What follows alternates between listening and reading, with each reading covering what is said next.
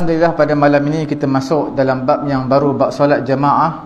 Sebelum kita membincangkan syarat-syarat solat berjemaah, syarat sah solat berjemaah, syarat untuk mendapat pahala jemaah dengan sempurna, suka saya sebutkan sebelum kita membicarakan bab syarat-syarat jemaah ini, kita membicarakan tentang kelebihan ataupun definisi semayang berjemaah.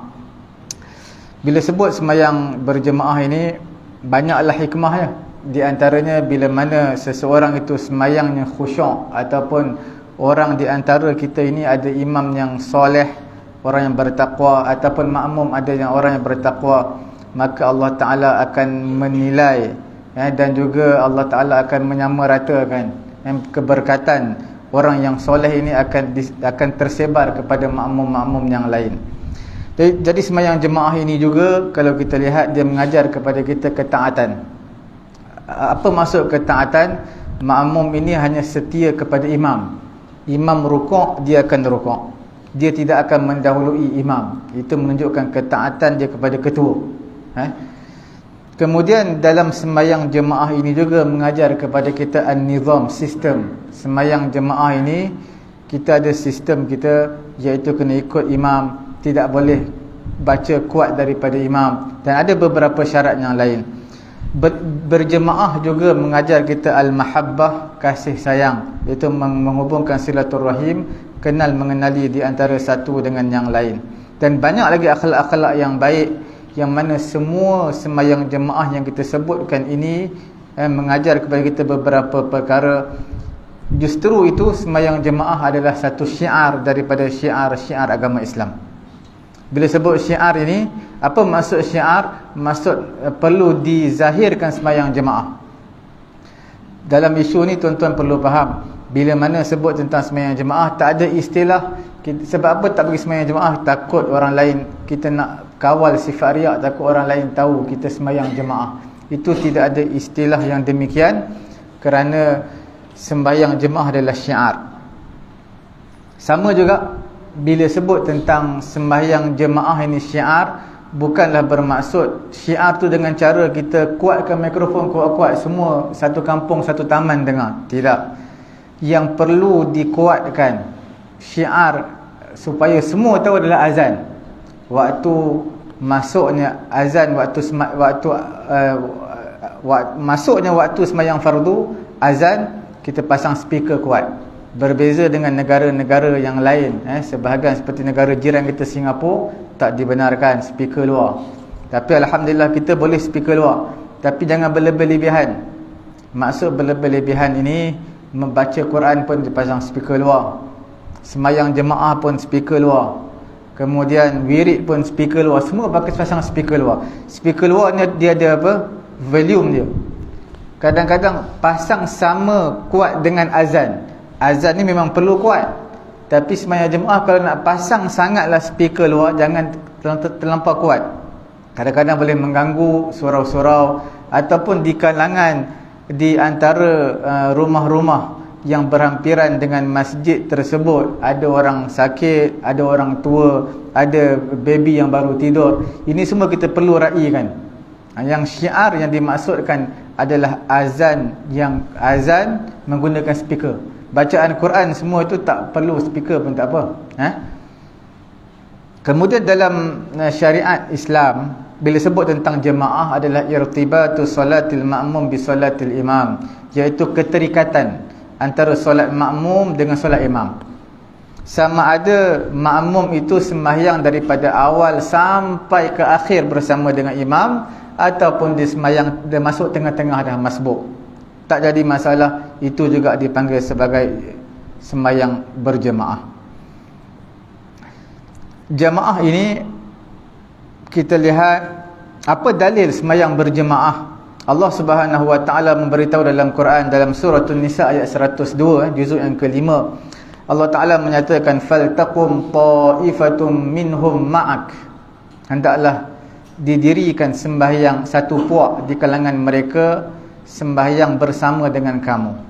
Wa ta'ifatum minal ladzina ma'ak. Sebenarnya dalam ayat ini tuan-tuan lihat, Daripada awal ayat ini, wa idza kunta fihim fa aqamta lahumus salata faltaqum ta'ifatum minhum ma'aka wal ya'khudhu aslihatahum. Dalam ayat ini adalah mengajar kita sembahyang dalam syiddatul khauf, sembahyang dalam peperangan. Ini dalil adalah sembahyang peperangan. Bagaimana Quran nak mengajar kita bagaimana sembahyang dalam situasi perang. Walaupun ada beberapa versi dalam hadis, tapi ayat ini adalah khusus tentang sembahyang dalam peperangan. Jadi bila mana sembahyang dalam peperangan adalah matlub, suatu perkara yang dituntut dalam bukan situasi peperangan, dalam situasi yang aman, yang sejahtera, lebih lagi dituntut secara berjemaah.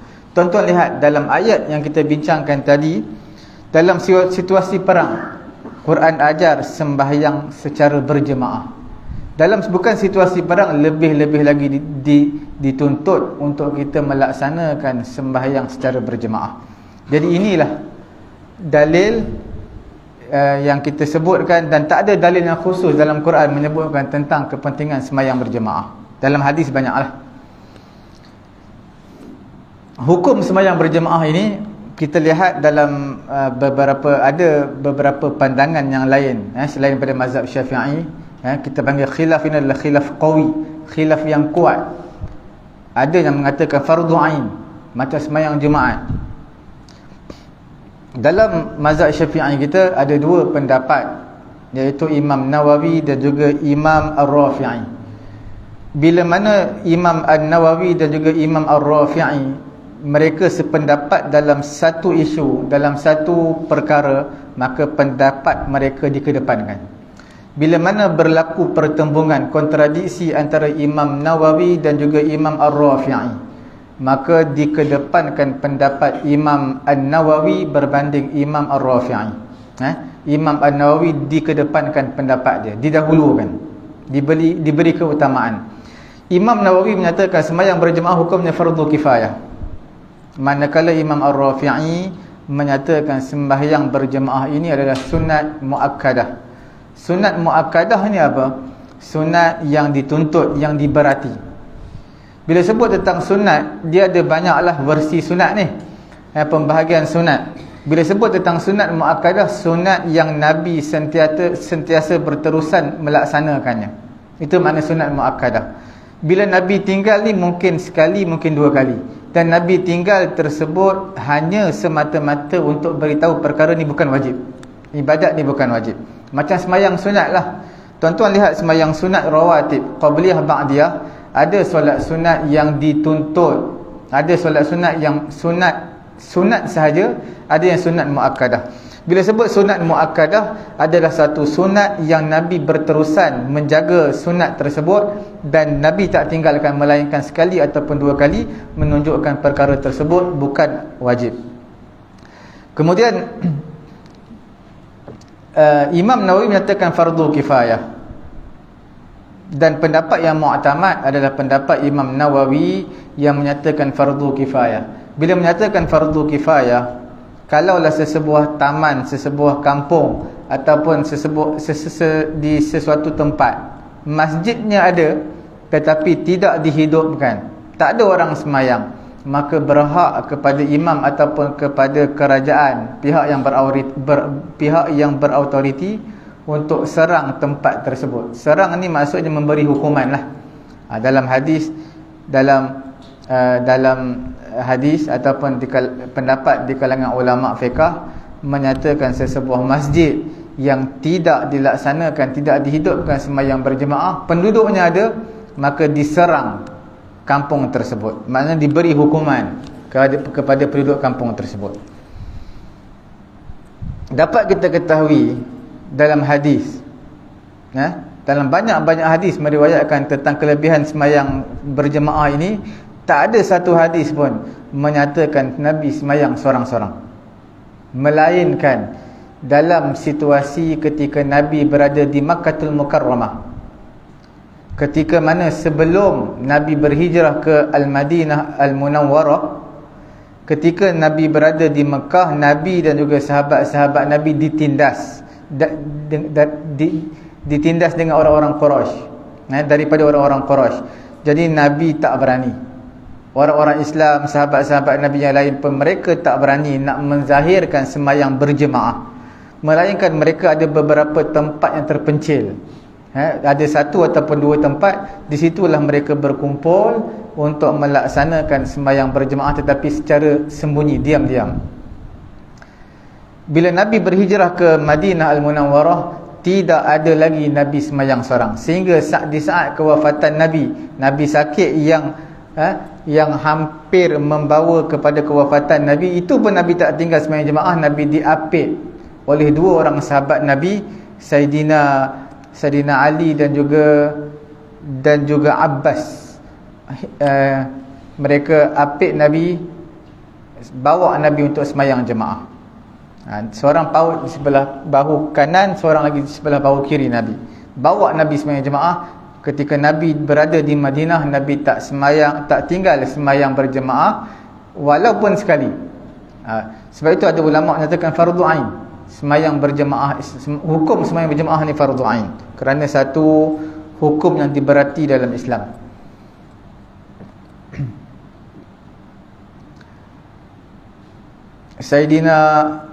Sayyidina Umar, bila mana dia masuk Islam, dia tanya kepada Nabi, alasna 'alal haqq wa hum 'alal batil, tidakkah kami berada di atas kebenaran dan juga orang-orang kafir berada di atas kebatilan? Maka Nabi kata, ya, kalau begitu mari kita syiarkan sembahyang berjemaah. Maka Sayyidina Hamzah berada pada saf yang pertama, kontrol saf yang pertama, manakala Sayyidina Umar ibn Khattab berada pada saf yang kedua, dia kawal pada saf yang kedua. Dua saf dibuat ketika mana Sayyidina Umar telah memeluk agama Islam. Nabi ketika berada di Mekah, kadang-kadang Nabi sembahyang bersama Khadijah radhiyallahu taala anha. Kadang-kadang Nabi sembahyang bersama dengan Sayyidina Ali. Menunjukkan ketika Nabi berada di Mekah, Nabi antara manusia yang ditindas dan tidak berani untuk menzahirkan sembahyang ataupun ibadat secara terang-terangan. Kemudian kita lihat sembahyang jemaah ni paling kurang berapa orang? 2 ataupun 3 orang. Bila sebut tentang jemaah, dia tak berlaku seorang. Bila mana dilaungkan azan, dialah imam, dialah makmum, itu tidak berlaku. Bila sebut tentang jamaah, hendaklah paling kurang minimum ada 2 orang, ada imam dan juga ada makmum. Itu barulah dinamakan jamaah. Dan bila dilaksanakan sembahyang, maka dapatlah pahala jemaah walaupun 2 orang. Kelebihannya sangat banyak. Nabi bagi tahu, inna salatal jamaah ta'dilu 25 min salatil fardhi. Sembahyang jemaah ini menyamai 25 darjat berbanding dengan sembahyang berseorangan. Satu riwayat yang lain menyatakan 27. Apa perbezaan 25-27? Kita katakan innal qalil la yunafi al-katsir. Bila mana sebut bilangan yang kecil, bilangan yang besar tidak menafikan bilangan yang kecil. Makna 25 pun betul, 27 pun betul. Bila sebut dalam hadis ada 2 versi, 25 pahala, 27 pahala, dua-dua hadis tersebut adalah betul, dan bilangan angka yang besar tidak menafikan angka yang kecil. Di sini ulama berbeza, sebahagian di kalangan ulama mereka berbeza pendapat. Mereka kata ada yang lihat 25-27 tersebut lihat kepada kamiyah ataupun lihat kepada kaifiyah. Apa tu kamiyah? Kamiyah ini lihat kepada bilangan. Macam mana jemaah lihat kepada bilangan? Bila kamiyah lihat kepada bilangan, bilangan yang besar itu pahalanya lebih berbanding bilangan yang kecil. Sebahagian ulama Syafi'i juga mereka melihat kepada kaifiyah, bagaimana sembahyang itu dilaksanakan. Lebih khusyuk maka pahalanya lebih. Dalam hadis ini kita lihat Nabi menyatakan solat jemaah lebih afdal berbanding solat berseorangan, 25 atau 27, menunjukkan bila mana dia lebih afdal. maknanya dia bukan benda yang wajib. Jadi bukan dia fardu ain. Jamaah yang fardu ain ni dia ada 4 semayang aja. Semayang berjemaah yang fardu ain. Apa maksud fardu ain? Maksud semua manusia kena buat. Iaitu yang pertama adalah semayang Jumaat. Bila sebut tentang sembahyang Jumaat, dia tak berlaku semayang Jumaat ni seorang-seorang. Dia tak berlaku juga semayang Jumaat ni fardu kifayah. Dia fardu ain. Setiap orang lelaki yang mukallaf wajib melaksanakannya. Melainkan musim PKP dululah. Selepas daripada itu, sembahyang Jumaat ini hukumnya adalah fardu ain. Setiap manusia ataupun golongan laki-laki wajib melaksanakan sembahyang Jumaat. Perkara yang kedua, sembahyang jemaah yang menjadi fardu ain adalah sembahyang muadat. Muadat ini adalah sembahyang yang berulang. Tuan-tuan sembahyang dah zuhur tadi, nak sembahyang kali yang kedua zuhur, boleh. Tapi dengan syarat sembahyang yang kedua itu adalah fardu ain, mestilah secara berjemaah. Tuan-tuan tak boleh tadi dah sembahyang maghrib berjemaah, tapi sebab rajin sangat ni nak sembahyang maghrib sekali lagi tapi seorang-seorang, itu tak dibenarkan. Sembahyang kali yang kedua, sembahyang yang kita nak ulangi fardu kali yang kedua, hendaklah sembahyang tersebut secara berjemaah. Selalunya orang dah sembahyang seorang, tadi dah sembahyang, tiba-tiba lepas beri salam, ada jemaah baru masuk. Jadi dia sembahyang sekali lagi. Itu dipanggil sembahyang muadah, mengulangi sembahyang fardu sekali lagi untuk mendapat pahala jemaah. Ataupun tadi dah sembahyang berjemaah, tapi sebab rajin sembahyang lagi fardu maghrib sekali lagi. Itu jarang sangatlah berlaku. Dari segi hukumnya boleh, dan itu yang disunatkan. Bahkan sembahyang kali yang kedua itu adalah jemaah fardu ain. Fardu ain bermaksud dia kalau nak buat sembahyang sekali lagi, sembahyang fardu, kena berjemaah, tak boleh sembahyang seorang-seorang. Dan dia ada beberapa syarat yang lain. InsyaAllah kita akan bincang dalam masa yang lain mengenai dengan beberapa syarat untuk sembahyang, kita panggil sembahyang muadat, sembahyang yang nak diulang sekali lagi, sembahyang fardu. Bukan sembahyang diulang tu makna sembahyang kali pertama tak sah. Sembahyang kali pertama sah, cuma dia rajin nak buat sekali lagi. Perkara yang ketiga, sembahyang jemaah yang fardu ain adalah sembahyang nazar berjemaah. Dia bernazar, aku nak sembahyang secara berjemaah. Tak kira lah sembahyang sunat ke fardu ke, dia kata nak secara bernazar, nak buat jemaah, maka hukumnya adalah wajib menjadi fardu ain, dia buat secara berjemaah. Sembahyang jemaah yang keempat, yang terakhir fardu ain adalah sembahyang kita panggil jamak ketika hujan. Sembahyang jamak ketika hujan ini jamak taqdim, mestilah secara berjemaah. Tak boleh dia sembahyang jamak seorang-seorang. Hujan, sembahyang zuhur tadi hujan, sembahyang zuhur hendaklah hujan. Sembahyang asar ketika mana dia nak jamak, angkat takbir sembahyang asar, mestilah hujan juga. Hujan tu masih berterusan, baru boleh buat jamak. Itu antara syarat lah jamak ketika hujan. Dan dia juga adalah fardu ain. Fardu ain maksudnya nak buat jamak hujan, ketika hujan mestilah apa? Secara berjemaah. Tak boleh duduk surau hujan, jadi sembahyang zuhur berjemaah, sembahyang asar seorang, tak boleh. Ataupun sembahyang zuhur seorang, sembahyang asar berjemaah, tak boleh. Dia kena buat secara semuanya walaupun rumah dekat, tidak jauh, dalam mungkin 200 meter, 300 meter, tak jadi masalah, dibenarkan. Tapi hendaklah dibuat secara berjemaah. Kemudian bila sebut tentang sembahyang jemaah, pendapat Imam Ramli dia agak sedikit keraslah berbanding dengan pendapat Ibnu Hajar. Pendapat Ibnu Hajar dia menyatakan ayyu juz'in minha fi jamaah walau bi rak'atin kal jumu'ah. Mana-mana bahagian yang dapat sembahyang berjemaah walaupun satu rakaat, maka dikira sebagai mendapat pahala jamaah walaupun dapat satu rakaat. Macam sembahyang Jumaat juga. Bila tuan-tuan dapat sembahyang Jumaat, Sembahyang Jumaat tuan-tuan akan dapat bila mana tuan-tuan dapat 1 rakaat sembahyang Jumaat. Tuan-tuan datang lambat sembahyang Jumaat, pergi ke masjid, tengok dah rakaat kedua dah. Rakaat yang kedua tuan-tuan dapat 1 rakaat. 1 rakaat yang kedua saja sempat bersama imam. Itu dikira dapatlah Jumaat. Apa maksud dapat Jumaat? Tambah 1 rakaat saja lagi.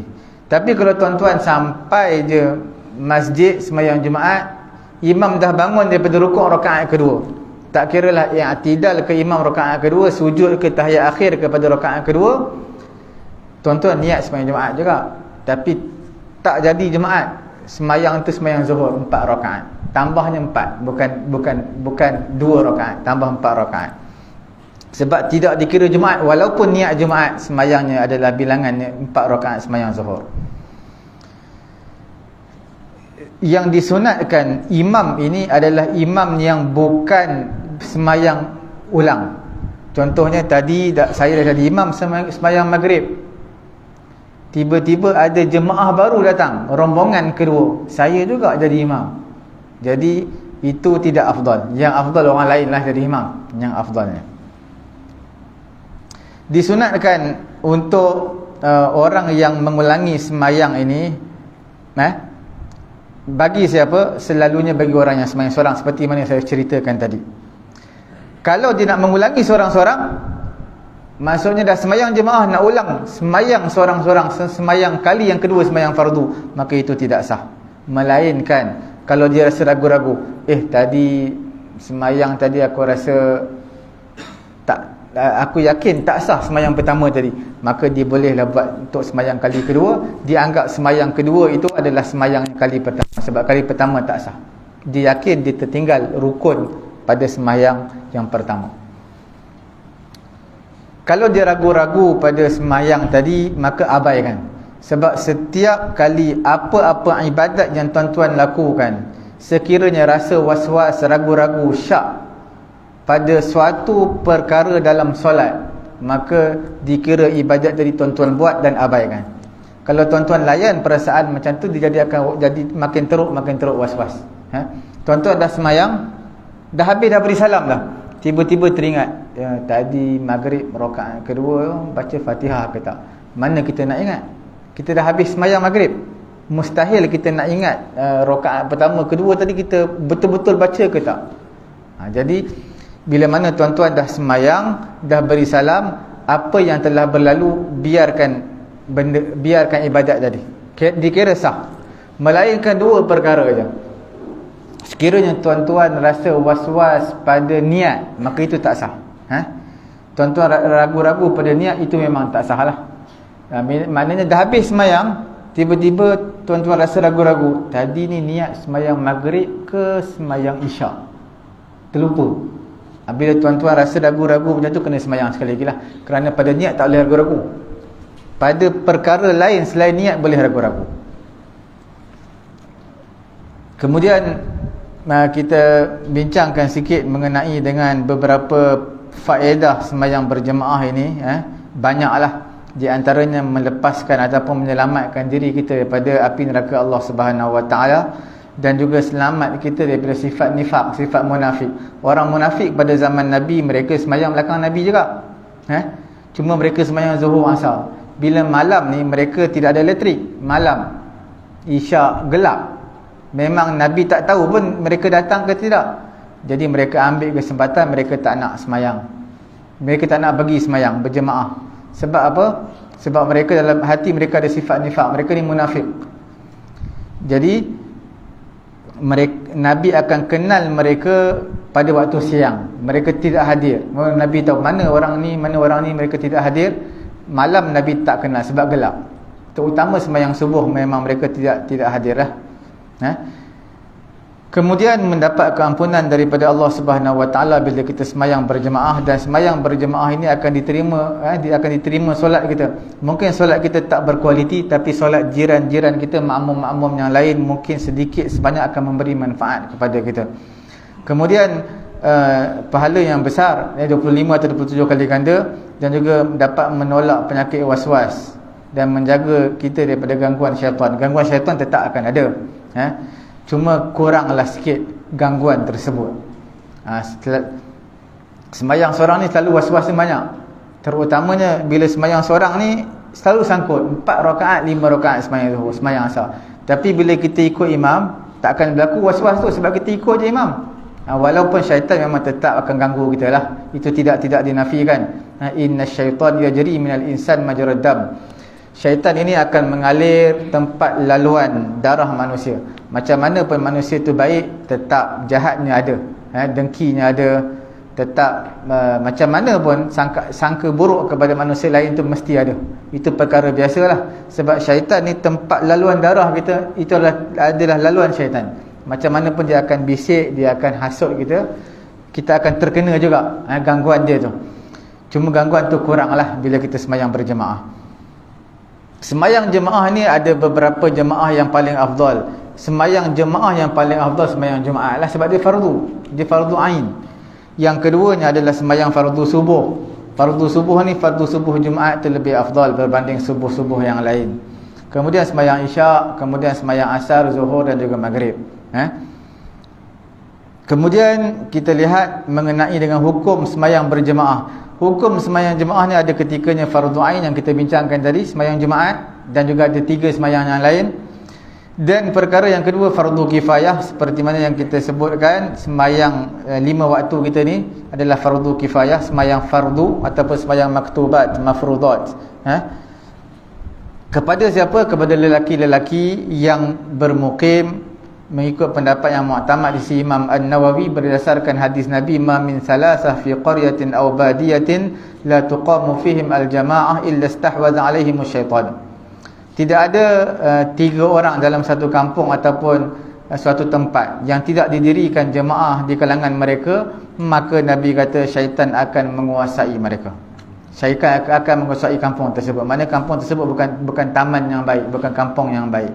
Fa'alaika bil jamaah, Nabi kata hendaklah kamu berada bersama dengan jamaah. Fa innama ya'kulu dhi'bu minal ghanam al-qasiyah. Maka Nabi kata serigala akan membaham kambing yang mana terasing daripada jemaahnya.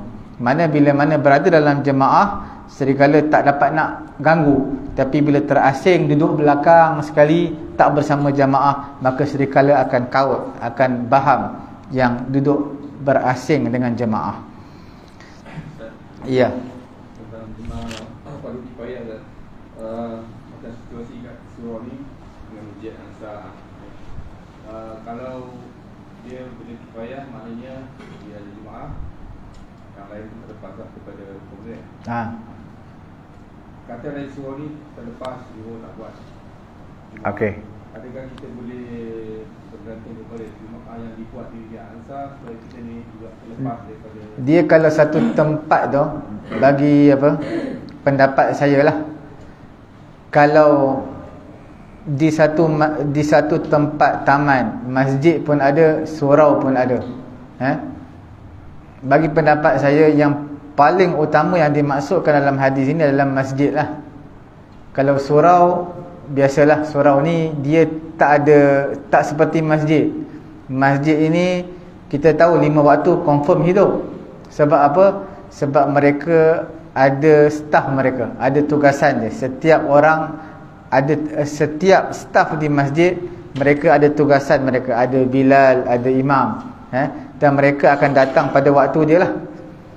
Jadi macam surau ini dia tidak seperti masjid, dan satu tempat tu banyak bergantung kepada masjid berbanding surau. Jadi yang dimaksudkan dalam hadis ni lebih saya cenderung kepada masjid lah, bukan surau. Sebab surau ni susah. Sebab tuan-tuan tengok kadang-kadang waktu zuhur masing-masing ada hal kerja. Kemudian yang ada 2-3 orang. Mungkin 2-3 orang tu pula secara kebetulan waktu yang sama tu semua ada hal. Jadi susahlah. Kita nak kata semua mesti kena hidup surau tu. Jadi maksud di sini adalah masjid lah. Okey. Sikit lah. Ya. Macam kita faham lah waktu, tapi kadang-kadang ada separuh jemaah tu dia lebih memilih kepada masjid. Masjid lebih afdal. Dan surau kadang-kadang jarang dan kadang tak datang ke masjid. Kita pun tahu kadang-kadang dia pergi masjid. Jadi apakah lebih besar, maksudnya lebih besar di masjid daripada di surau? Dia kalau kita lihat tadi, sembahyang di masjid lebih afdal atau sembahyang di surau, bilangan jemaah yang paling banyak itu yang paling afdal. Maknanya kalau di masjid atau di surau, di masjid jauh lebih afdal. Cuma kita kena lihat dari aspek yang lain. Sekiranya semua bakat bagi surau masjid, maka siapa nak hidupkan surau? Jadi di situ kita katakan di surau juga adalah mendapat pahala yang besar juga, tapi bukan dari sudut bilangan, dari sudut sama-sama kita menghidupkan surau. Kalau nak ikutkan bilangan, sudah pasti masjid lebih afdal sebab bilangannya besar. Tapi kita tak lihat dari sudut itu, dari aspek itu. Kita lihat kalau semua pergi masjid, maka tak ada yang datang surau. Maka kita datang surau bukan sebab bilangannya sikit berbanding masjid, semua bakat pergi masjid, tak ada pergi surau. Kita kata kita datang surau kerana bukan disebabkan angka bilangan, tapi disebabkan sama-sama untuk menghidupkan, untuk mengimarahkan surau. Kalau ikutkan dalam hadis, memanglah masjid lebih afdal sebab bilangannya banyak. Tapi sudah pastilah bila surau ni bilangannya kecil, kita katakan kita datang bukan semata-mata kita ambil benda yang tak afdal, tapi sama-sama kita nak hidupkan surau kita. Dalam jemaah ada ketikanya jemaah yang sunat. Apa itu jemaah yang sunat? Bila sebut tentang jemaah yang sunat ni adalah seperti mana sembahyang sunat yang menjadi syiar. Apa sembahyang sunat yang menjadi syiar? Seperti sembahyang sunat hari raya. Sembahyang sunat hari raya ni Nabi suruh perempuan yang haid pun datang, perempuan yang dalam keadaan uzur datang. Tapi datang bukan masuk masjid, datang duduk kat luar dengar khutbah, nak menzahirkan rasa kegembiraan.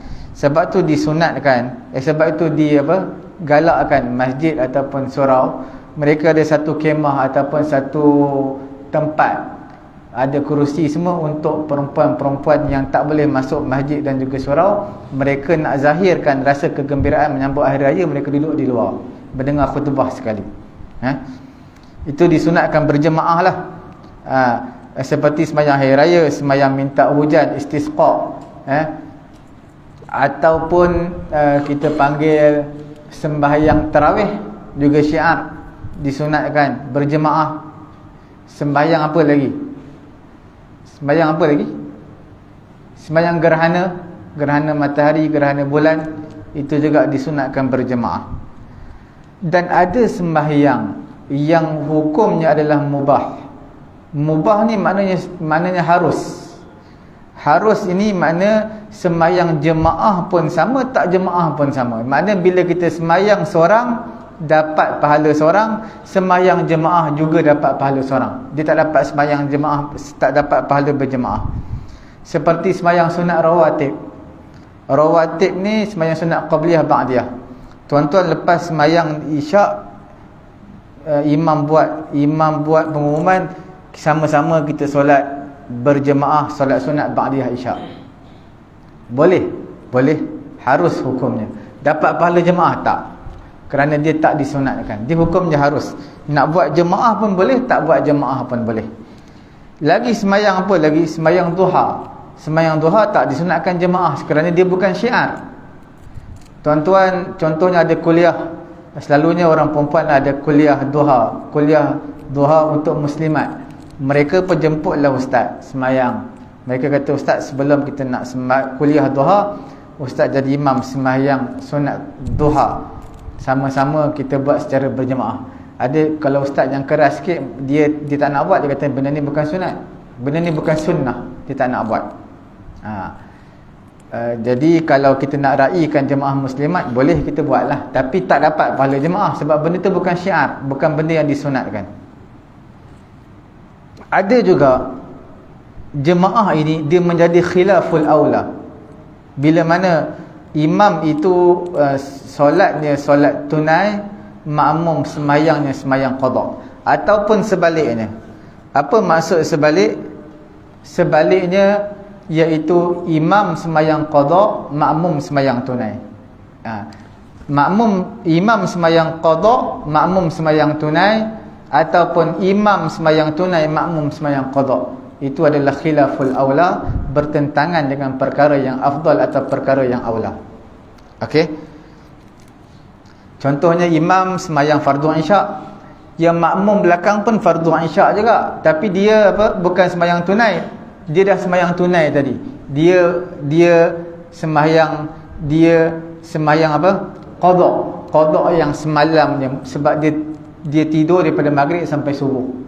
Dia tak sembahyang isyak. Dia qada bersama dengan imam sembahyang fardu, dia sembahyang fardu juga, tapi imam sembahyang tunai, dia sembahyang qada tunai. Ini semua adalah niatnya sunat. Tuan-tuan sembahyang sahaja aku sembahyang fardu zuhur 4 rakaat tunai kerana Allah Ta'ala. Tunai itu hukumnya adalah niat tunai itu sunat. Saja aku sembahyang fardu zuhur qada kerana Allah Ta'ala, qada itu sunat. Mana tuan-tuan tak nak niat qada, tak nak niat tunai, tak apa. Saja aku sembahyang fardu zuhur kerana Allah Ta'ala. Tak niat qada, tak niat tunai, tak apa. Tunai ni dalam bahasa Arab kata apa? Adaan lillahi ta'ala. Adaan tu tunai. Tidak niat pun tak apa, sebab dia bukan benda wajib, dia benda sunat saja. Sebagian ulama kata itu bukan khilaful aula, tapi hukumnya makruh. Imam sembahyang tunai, tuan-tuan di belakang sembahyang qada, walaupun sembahyangnya sama tapi jenisnya berlainan, satu adalah qada, satu adalah tunai, maka sebahagian ulama menyatakan makruh, sebahagiannya kata khilaful aula, bertentangan dengan perkara yang afdal. Khilaful aula di bawah sikit daripada makruh. Adakala jemaah ini adalah menjadi makruh. Bila makruh? Bila imam itu seorang yang fasik ataupun seorang yang suka membuat perkara bid'ah. Maksudnya imam kuat rokok, vape, kita lantik dia jadi imam, makruh lah.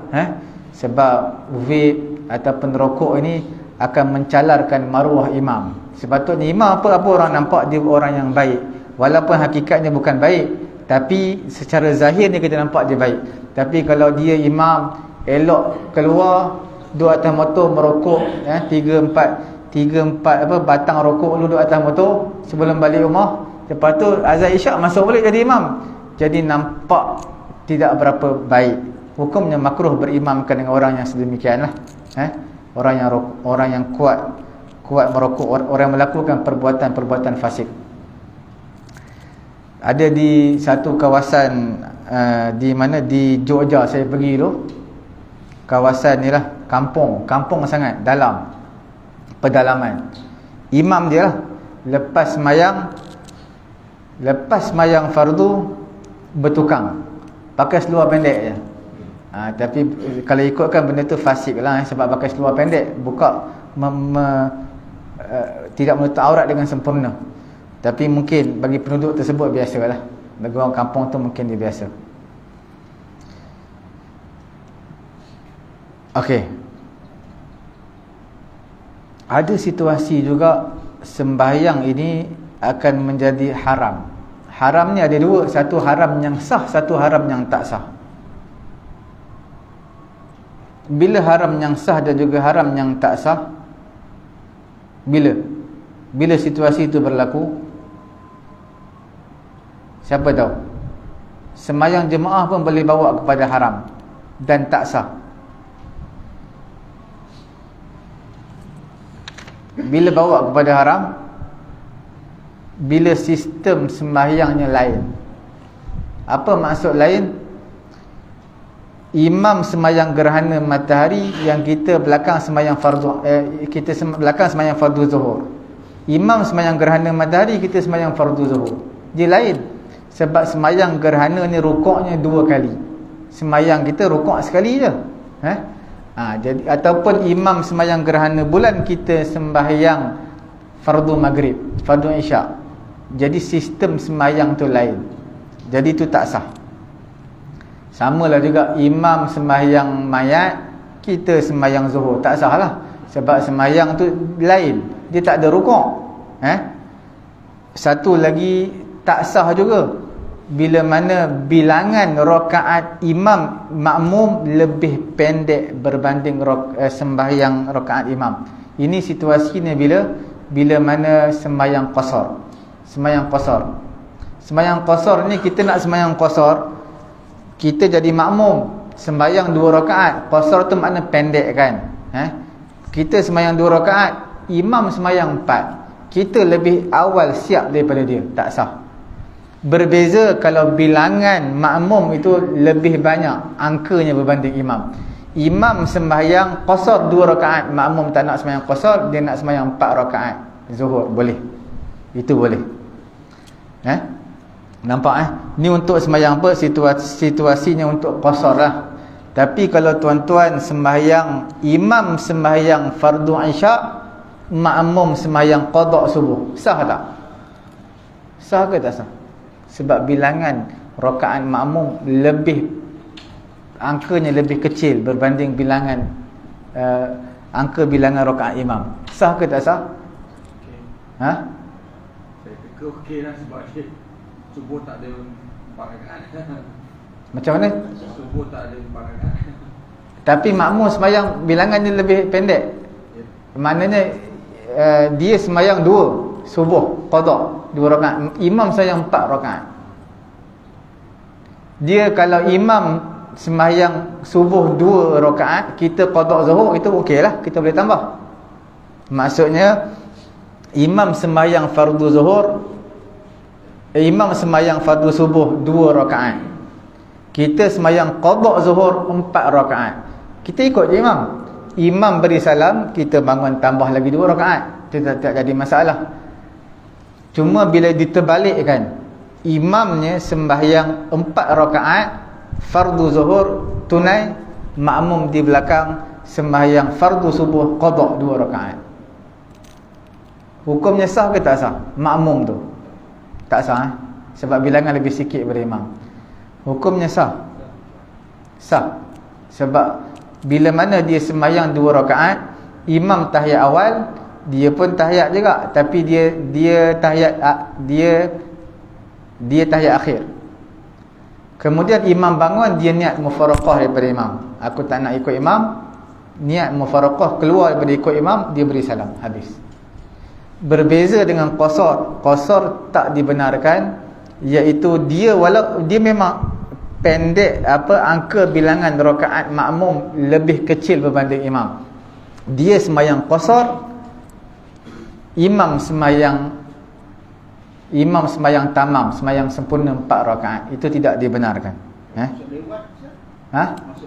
Masuk lewat pun sama juga, iaitu imam rakaat yang ketiga sembahyang zuhur, kita dah prepare awal-awal lah, kita dah tahu imam sembahyang 4 rakaat, kita tunggu rakaat ketiga baru kita masuk, tak, sebab kita nak buat qasar, itu pun tak sah. Kita masuk ketika tahiyat akhir pun tak sah juga. Tak sah tu masuk kalau kita niat 2 rakaat, imam 4 rakaat lah. Okey, boleh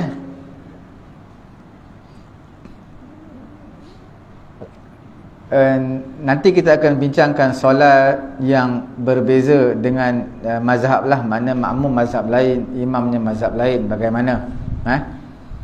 Kemudian ada situasi juga haram tetapi sah sembahyang tu. Kita sembahyang jemaah tapi di tanah orang punya tanah, kita ceroboh tanah orang tu, kita buat jemaah di situ. Haram hukumnya. Sebab menceroboh tanah orang memang haram, tidak dibenarkan. Jadi sembahyang jemaah itu sah sebab cukup syarat-syarat dia, cuma perbuatan tersebut haram. Okey. Antara jemaah yang sunat, kita repeat tadi balik, sembahyang sunat, yang sunat adalah jemaah perempuan. Perempuan pun disunatkan berjemaah juga. Perempuan disunatkan jemaah. Sembahyang perempuan, jemaah sesama perempuan tu disunatkan. Cuma cara sembahyang dia agak berbeza sikit. Kalau perempuan sembahyang, imamnya mesti berada di tengah-tengah dan ke depan sikit saja. Sikit berbeza dengan jemaah lain, sikit. Berbeza dengan sembahyang laki-laki. Laki-laki jemaah, imam kena betul-betul berada depan. Yang lain semua belakang. Tapi untuk orang perempuan cuma imam depan sikit je. Dan jemaah perempuan ni mereka tak perlu baca kuat sangat lah, tak perlu tinggikan suara macam orang lelaki baca jadi imam, tinggikan sikit saja. Kemudian mereka tak disunatkan azan, mereka hanya disunatkan berjemaah sahaja.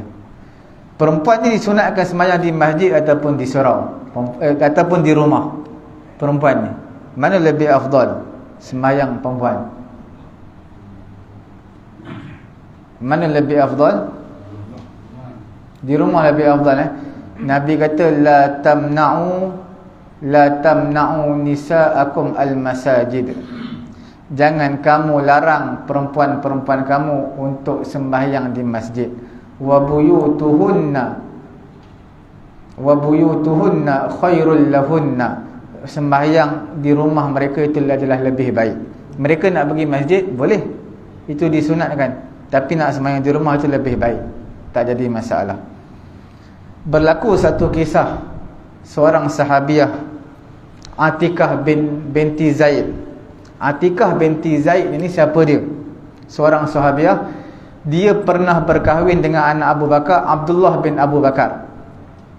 Kemudian dia juga pernah berkahwin kali kedua dengan Sayyidina Umar ibn al-Khattab. Kemudian dia juga berkahwin untuk kali yang ketiga dengan Zubair bin Awam. 3 kali dia kahwin, Atikah binti Zaid. Diceritakan kisah ini dalam kitab Isabah. Tak dinyatakan kisah ini sahih ataupun dhaif, cuma diceritakan dalam kitab tersebut. Cuma sama ada kisah ini dia bersama dengan Omar ataupun Zubair, antara dua lah.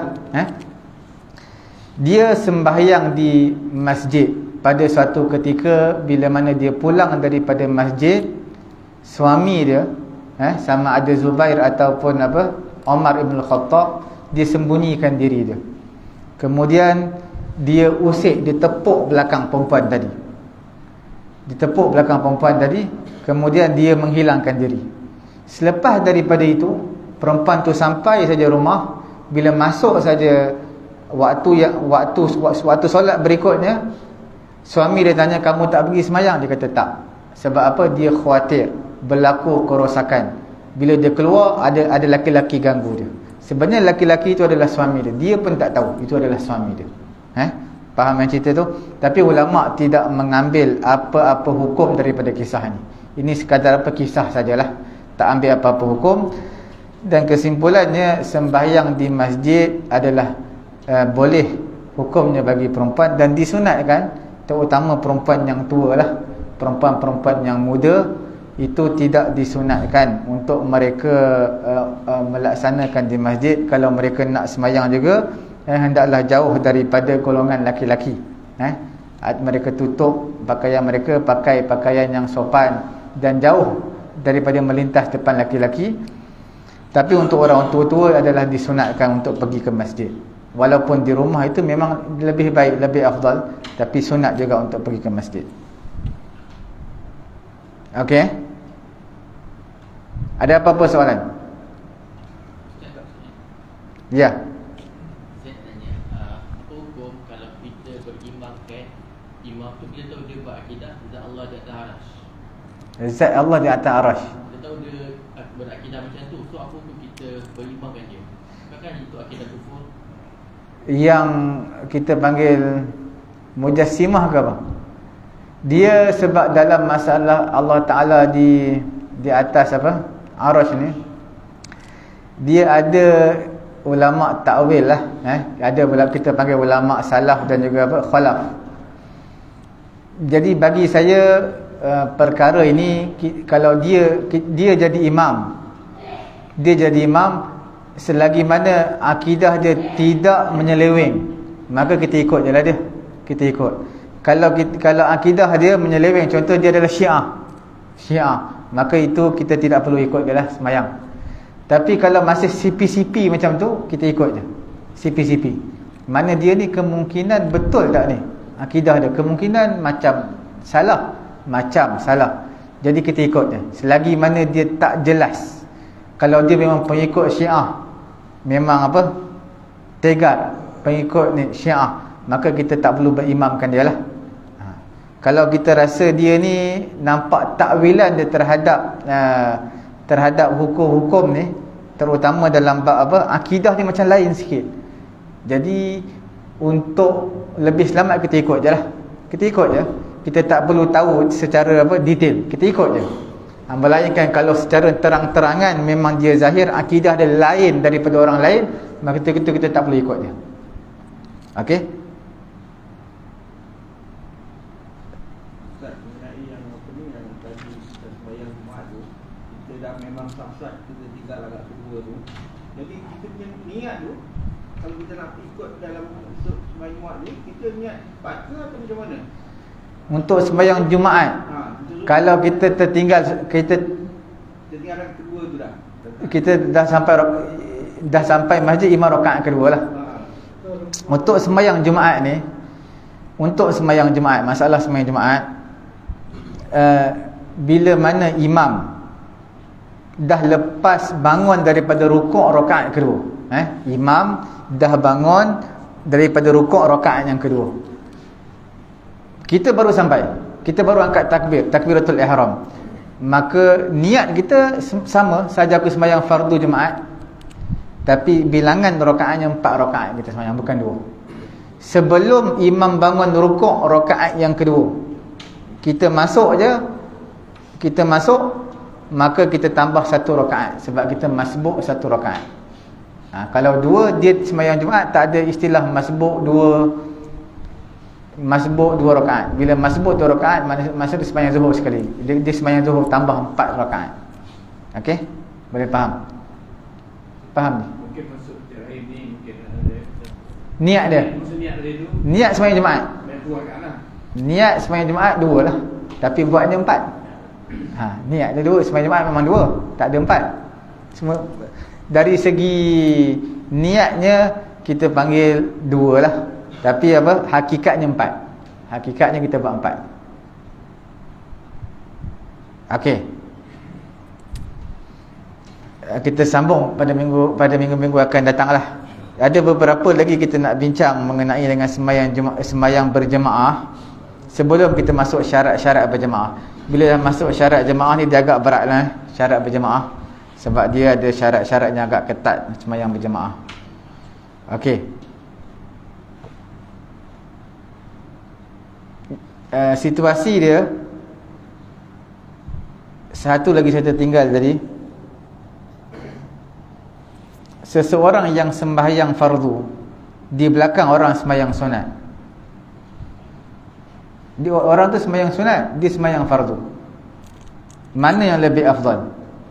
Dia ikut orang yang sembahyang ikut berimamkan orang yang sembahyang sunat, dia sembahyang fardu, ataupun dia sembahyang seorang-seorang, mana lebih afdal?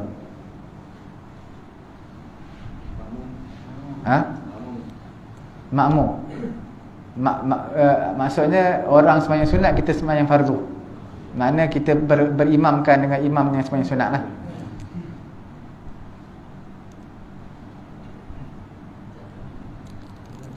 Jawapannya adalah sembahyang seorang itu lebih afdal. Nanti kita bincanglah sebab apa. Nanti minggu akan datang ni kita bincang sebab apa. Kerana ada beberapa sebab lah.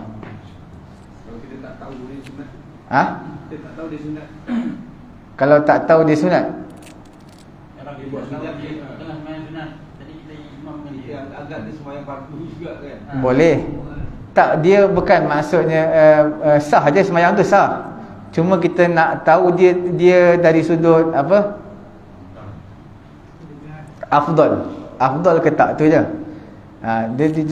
Dia dari sudut sah memang sah, tak jadi masalah. Cuma dari sudut afdal ataupun tidak lah. Jadi kalau kita tak pasti, maka kalau kita tak pasti, kita sembahyang apa? Seorang-seorang lah, kalau kita tidak pasti. Tapi kalau kita nampak ada sangkaan kuat, dia ni tadi baru lepas ambil wudu, kemudian dia baru sampai, mungkin dia sembahyang fardu ni, kita pun ikut dia. Kalau ada sangkaan kuat macam tu tak apalah. Kalau tak ada sangkaan kuat, sembahyang seorang-seorang lah. Kita bukan bincang tentang sah tau. Sah memang sah, cuma dari segi afdal ataupun tidak. Okey, cukup sekadar ini dulu. Semoga Allah Ta'ala memberi kefahaman kepada kita. Kita tutup majlis dengan tasbih kafarah dan juga surah Al-Asr. Subhanallahumma wa bihamdi, subhanakallahumma wa bihamdika, asyhadu an la ilaha illa anta astaghfiruka wa atubu ilaik. Bismillahirrahmanirrahim. Al-'asr innal insana lafi khusr illa alladhina amanu wa 'amilus salihati wa tawassaw bil haqq wa tawassaw bis sabr. Bismillahirrahmanirrahim. Alhamdulillahi rabbil alamin, wassalatu wassalamu ala rasulina Muhammadin wa ala alihi wa sahbihi ajma'in. Allahumma anfa'na bima 'allamtana wa 'allimna ma yanfa'una wa zidna 'ilma. Alhamdulillahi ala kulli hal wa na'udzu billahi min hali ahli an-nar. Rabbana atina fid dunya hasanah wa fil akhirati hasanatan wa qina 'adzaban nar. Wa sallallahu ala sayyidina Muhammadin wa ala alihi wa sahbihi ajma'in. Walhamdulillahi rabbil alamin. Taqabbalallahu.